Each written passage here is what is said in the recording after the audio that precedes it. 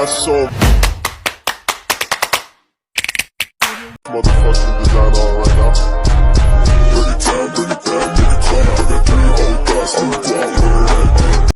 Assalamualaikum warahmatullahi wabarakatuh. Perkenalkan, nama saya Siska Setiawati Sukarya dengan NIM 21060102227. Dalam video ini saya akan membahas tentang beberapa materi yang saya pelajari pada semester 4 ini dengan tujuan untuk memenuhi tugas mata kuliah manajemen pemasaran yang diampu oleh Bu Imas KSI SEMM.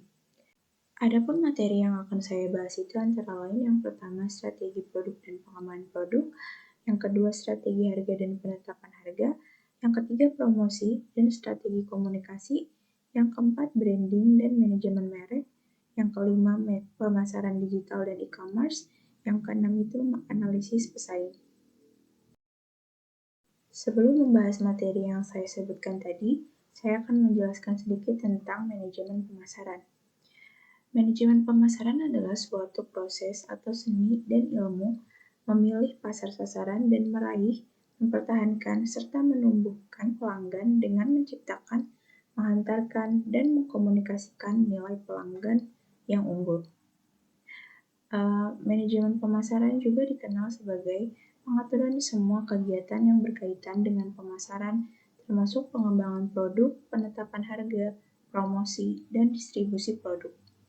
Tujuan utama manajemen pemasaran adalah memenuhi kebutuhan konsumen dengan cara yang efektif dan efisien, sambil memaksimalkan keuntungan perusahaan. Beberapa aspek yang menjadi fokus manajemen pemasaran adalah penetapan strategi pemasaran, analisis pasar, pengembangan produk, branding, promosi, dan distribusi produk.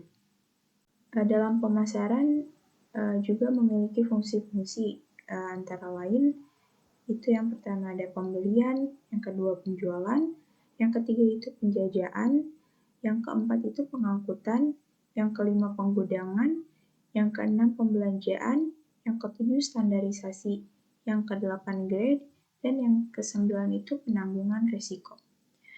Lalu selanjutnya ada ruang lingkup manajemen pemasaran itu yang pertama itu falsafah manajemen pemasaran, yang kedua faktor lingkungan pemasaran, yang ketiga itu analisis pasar, yang keempat itu pemilihan sasaran target pasar, yang kelima itu perencanaan pemasaran perusahaan, yang keenam itu kebijakan dan strategi pemasaran terpadu, yang ketujuh itu kebijakan dan strategi produk, yang kedelapan itu kebijakan dan strategi harga, yang kesembilan itu kebijakan dan strategi penyaluran, dan yang ke-10 itu kebijakan dan strategi promosi. Lalu di sini saya akan membahas tentang bauran pemasaran atau marketing mix. Itu adalah konsep dasar dalam pemasaran yang terdiri dari 4 elemen utama, yaitu produk, harga, promosi, dan tempat. 4 elemen tersebut bisa disebut juga sebagai 7P, yang terdiri dari untuk produk itu merupakan barang atau jasa yang ditawarkan perusahaan kepada konsumen. Yang kedua itu untuk harga, itu merupakan jumlah yang harus dibayarkan konsumen untuk membeli produk atau jasa yang ditawarkan oleh perusahaan. Yang ketiga itu place atau tempat, itu merupakan lokasi di mana produk atau jasa tersebut disediakan untuk konsumen. Yang keempat itu promosi atau promotion, itu metode atau aktivitas yang digunakan perusahaan untuk mempromosikan produk atau jasa kepada konsumen melalui iklan, melalui di media sosial. Dan yang kelima itu people atau orang, itu merupakan staf perusahaan yang berinteraksi langsung kepada konsumen dalam memberikan pelayanan produk atau jasa. Yang keenam itu proses atau proses, itu serangkaian langkah yang harus dilalui konsumen dalam memperoleh produk atau jasa dari perusahaan. Lalu yang terakhir itu ada psycho evidence atau bukti fisik, itu mencakup berbagai bukti atau tanda yang dapat memberikan kesan positif pada konsumen terhadap produk atau jasa yang ditawarkan perusahaan. Adapun contoh penerapan konsep 7P ini itu perusahaan penerbangan yang menggunakan bauran pemasaran 7P ini untuk menentukan rute penerbangan, harga tiket, pelayanan kabin, tempat penjualan tiket, serta fasilitas di bandara dan di dalam pesawat. Lalu saya akan melanjutkan materi yang akan saya bahas tadi. Yang pertama itu strategi produk dan pengembangan produk. Strategi produk dan pengembangan produk adalah bagian penting dari manajemen pemasaran yang berfokus pada pengembangan produk baru atau modifikasi produk yang sudah ada untuk memenuhi kebutuhan dan keinginan pelanggan serta mencapai tujuan perusahaan. Lalu produk adalah segala sesuatu yang dapat ditawarkan pada pasar guna mendapatkan perhatian, diperlukan, diinginkan, atau dibutuhkan oleh konsumen untuk memenuhi kebutuhan mereka. Lalu produk juga mempunyai ciri. Yang pertama itu memiliki kegunaan, yaitu memiliki identitas. Lalu langkah-langkah untuk menentukan strategi produk yaitu yang pertama dengan menganalisis pasar, yang kedua dengan segmentasi pasar, yang ketiga dengan pemilihan sasaran pasar, yang keempat pengembangan produk, yang kelima penentuan harga, yang keenam promosi, yang ketujuh itu distribusi. Lalu untuk contoh strategi dan pengembangan produk itu misalnya earphone, yaitu produk aksesoris ponsel yang memiliki sejarah yang berkembang dari awal sampai sekarang, dari mulai earphone kabel yang menyambung pada ponsel langsung sampai earphone Bluetooth yang banyak digemari oleh orang-orang karena lebih mudah dibawa karena tidak ribet untuk memakai kabel. Lalu materi selanjutnya itu tentang strategi harga dan penetapan harga. Strategi harga adalah rencana dan pendekatan yang digunakan oleh perusahaan untuk menentukan harga produk atau jasa mereka. Sedangkan penetapan harga itu adalah proses menentukan harga yang tepat untuk produk atau jasa yang ditawarkan oleh perusahaan. Lalu contoh strategi harga yang digunakan adalah seperti diskon, buy one get one, atau semakin banyak membeli akan mendapatkan barang gratis.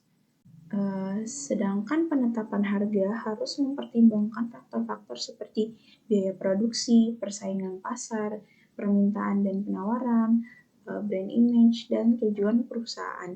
Diambil contoh produk Indomie. Di sini Indofood itu memilih dua target pasar, yaitu kalangan menengah atas dan kalangan menengah ke bawah. Untuk target menengah ke atas itu, Indofood menggunakan Indomie sebagai produk yang digunakan. Sudah memiliki produk yang lebih elegan dan memiliki merek tersendiri, yaitu mie instan Indomie. Dan harga yang strategis ditentukan dengan memilih strategi harga di atas rata-rata pesaing atau sedikit lebih mahal. Namun, harga tersebut juga diimbangi dengan kualitas produk yang baik.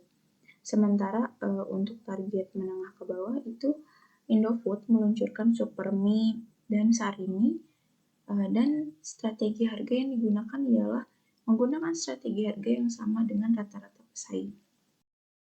Lalu selanjutnya membahas tentang promosi dan strategi komunikasi pemasaran.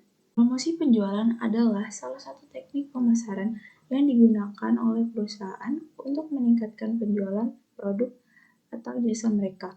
Dan promosi juga memiliki beberapa jenis. Yang pertama itu diskon atau promo harga, yang kedua hadiah atau bonus pembelian, yang ketiga iklan di media cetak, televisi atau digital, yang keempat acara promosi atau demo produk, yang kelima konteks atau giveaway, Yang keenam itu kerjasama dengan influencer atau brand ambassador. Promosi juga merupakan salah satu aspek penting dalam kegiatan pemasaran suatu produk atau jasa yang mempunyai beberapa manfaat. Yang pertama itu meningkatkan kesadaran merek, yang kedua memperluas jangkauan pasar, yang ketiga meningkatkan penjualan, yang keempat meningkatkan loyalitas pelanggan, yang kelima meningkatkan citra perusahaan. Sedangkan strategi komunikasi pemasaran didefinisikan sebagai rencana terpadu yang dirancang untuk menciptakan pesan dan mengirimkannya kepada target pasar yang tepat dengan tujuan mempengaruhi perilaku konsumen dan mencapai tujuan pemasaran perusahaan. Dan untuk contoh promosi penjualan ini ada Gojek, yaitu perusahaan teknologi yang bergerak di bidang transportasi online. Ini seringkali memberikan diskon atau promo harga untuk layanan yang mereka punya, seperti GoRide, GoFood, dan GoPay. Selain itu, Gojek juga sering mengadakan konteks dan giveaway di media sosial untuk menarik perhatian konsumen potensial. Lalu selanjutnya ada branding dan manajemen merek. Branding adalah proses pembuatan, membangun, dan memelihara citra, identitas, dan nilai suatu produk atau perusahaan dalam pikiran pelanggan atau konsumen. Tujuannya itu untuk membedakan produk atau perusahaan dari para pesaing dan memberikan kesan positif pada konsumen. Lalu manajemen merek didefinisikan sebagai strategi yang digunakan untuk mengatur dan mengolah merek suatu produk atau perusahaan yang mempunyai tujuan untuk memastikan bahwa merek tersebut terus tumbuh dan berkembang seiring waktu, serta tetap relevan dan menarik bagi konsumen. Dan merek juga mempunyai peran. Yang pertama itu membedakan produk, yang kedua membangun kesetiaan pelanggan, yang ketiga memberikan nilai tambah pada produk, yang keempat membantu pemasaran, yang kelima melindungi produk. Untuk contoh pada branding ini, yaitu Samsung adalah merek teknologi Korea Selatan yang telah berhasil membangun ekuitas merek yang kuat di seluruh dunia.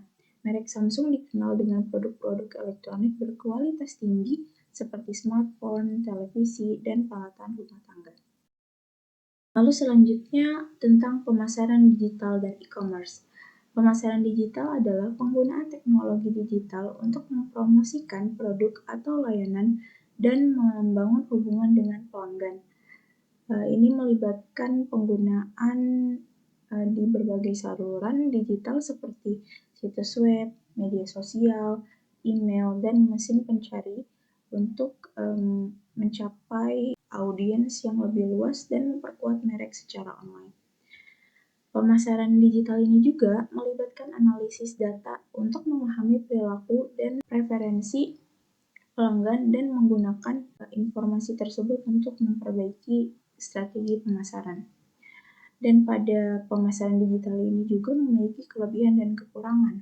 Untuk kelebihan itu, yang pertama itu lebih terjangkau, yang kedua itu lebih mudah terukur, yang ketiga lebih efektif untuk membangun hubungan dengan pelanggan. Dan untuk kekurangannya ini, yang pertama ada persaingan yang tinggi, yang kedua itu ketergantungan pada teknologi, yang ketiga itu keterbatasan pengalaman pelanggan. Dan pemasaran digital ini juga memiliki manfaat. Yang pertama memperluas jangkauan pasar, yang kelima targeting yang lebih akurat. Namun keuntungan dari pemasaran digital ini juga disertai dengan beberapa resiko seperti privasi data, keamanan cyber, dan penipuan online. Oleh karena itu, bisnis juga harus mempertimbangkan dengan hati-hati strategi pemasaran digital mereka dan mengambil tindakan untuk melindungi pelanggan mereka dari resiko tersebut. Dan pada pemasaran digital juga memiliki beberapa hambatan. Yang pertama itu persaingan yang ketat, yang kedua itu terhambat teknologi, yang ketiga itu tentang biaya. Lalu solusi untuk mengatasi hambatan tersebut yang pertama itu meningkatkan kualitas konten digital, yaitu membuat konten yang menarik, informatif, dan relevan dapat membantu menarik minat calon konsumen. Dan untuk contoh pemasaran digital itu ada Traveloka, yaitu perusahaan platform booking tiket pesawat dan hotel terbesar di Indonesia. Traveloka juga memanfaatkan berbagai kanal digital seperti Google Ads, Facebook Ads, dan Instagram untuk memasarkan produk mereka kepada para pelanggan. Lalu pembahasan yang terakhir itu mengenai analisis pesaing. Analisis pesaing merupakan suatu proses yang dilakukan perusahaan untuk memahami kekuatan dan kelemahan pesaing-pesaing mereka di pasar. Analisis pesaing juga biasanya dilakukan dalam rangka pengembangan strategi pemasaran perusahaan agar dapat bersaing secara efektif dan efisien dengan pesaing di pasar. Dan tujuan analisis pesaing ini untuk memperoleh informasi yang berguna mengenai pesaing-pesaing perusahaan, seperti kekuatan dan kelemahan para pesaing, strategi dan taktik pemasaran pesaing, serta reaksi pesaing terhadap strategi pemasaran perusahaan. Beberapa yang harus dianalisis dalam analisis pesaing antara lain, yang pertama itu segmentasi pasar yang dituju, yang kedua kekuatan dan kelemahan pesaing dalam hal produk, harga, promosi, dan distribusi. Yang ketiga itu strategi pemasaran pesaing seperti segmentasi pasar, position, dan perbedaan produk. Yang keempat itu reaksi pesaing terhadap strategi pemasaran perusahaan. Analisis pesaing ini juga dapat dilakukan dengan menggunakan beberapa metode seperti survei, observasi, analisis data pesaing, dan analisis SWOT. Lalu selanjutnya strategi keunggulan bersaing atau competitive advantage strategy adalah pendekatan yang digunakan perusahaan untuk menciptakan dan mempertahankan posisi unggul di pasar melalui keunggulan kompetitif. Dan strategi ini juga bertujuan untuk membedakan produk atau jasa perusahaan dari pesaing pasar dan menarik pelanggan dengan menawarkan nilai tambah yang lebih baik.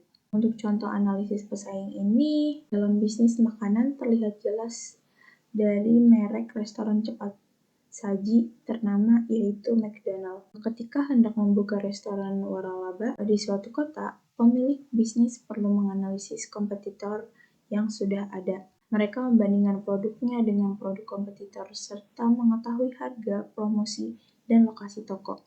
Tujuannya yaitu untuk memahami posisi bisnisnya dalam pasar serta meningkatkan posisi tersebut agar lebih unggul daripada kompetitor.